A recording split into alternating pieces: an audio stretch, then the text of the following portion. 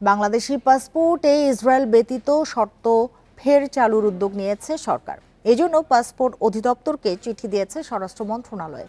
গত 7 এপ্রিল এ বিষয়ে পাসপোর্ট অধিদপ্তরকে চিঠি দেওয়া হয়েছে। বান্ডেল থাকলে প্রতি সেনমানিতে টাকা বাঁচবে। বিকাশ সেনমানি বান্ডেল কিনে জিতুন প্রতি লেনদেনে।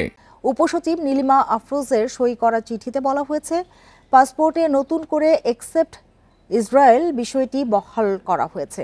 এজন্য যথাযথ প্রক্রিয়া অবলম্বন করে আগের মতো বাংলাদেশি পাসপোর্ট ইসরায়েল ব্যতীত শর্ত পুনর্বহালের প্রয়োজনীয় ব্যবস্থা নেওয়ার নির্দেশনা দেওয়া হলো।